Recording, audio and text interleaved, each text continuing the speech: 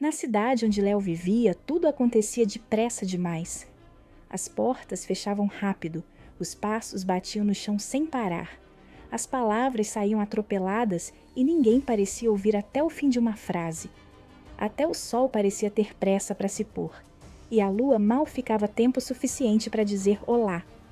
Léo tinha 9 anos e por mais que tentasse, não conseguia dormir. Todas as noites se deitava, fechava os olhos e sentia o mundo correr dentro da sua cabeça. Os segundos escapavam, os minutos fugiam.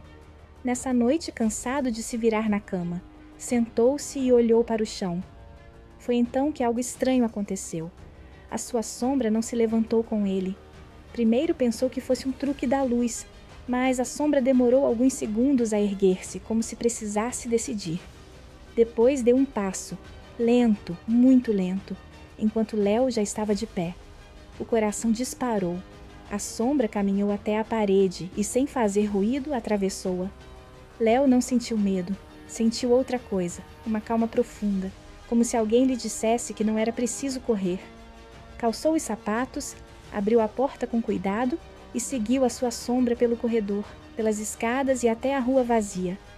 A cidade dormia, mas mesmo a dormir parecia inquieta. A sombra levou-o a uma praça antiga, esquecida entre prédios modernos. No centro, onde antes havia uma fonte, erguia-se uma estrutura enorme que Léo nunca tinha visto.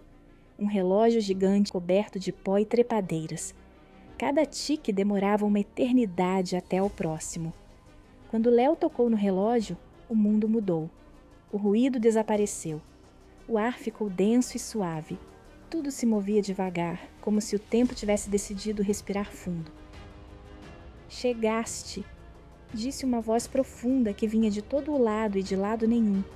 E chegaste tarde e a tempo.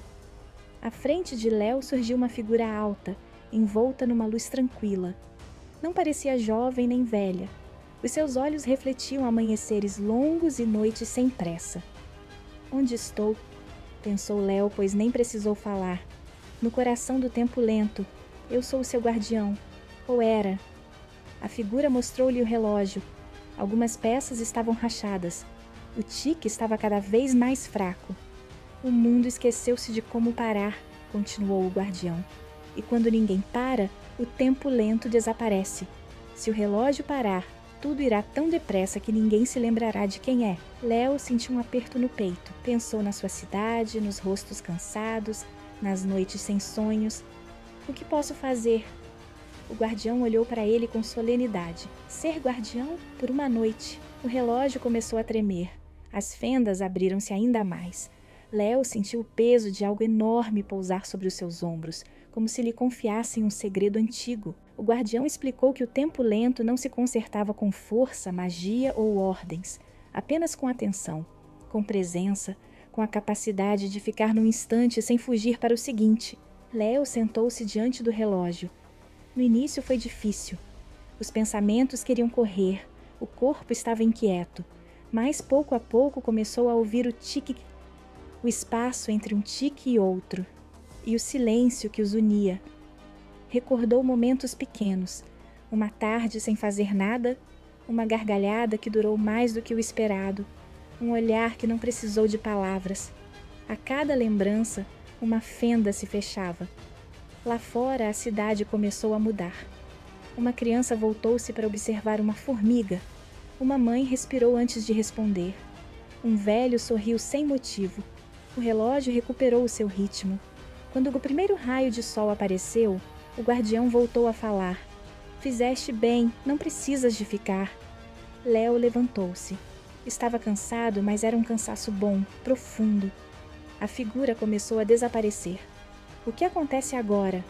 Perguntou Léo. Agora sabes onde vive o tempo lento, e enquanto alguém se lembrar dele, nunca desaparecerá por completo. Léo piscou os olhos. Estava na sua cama.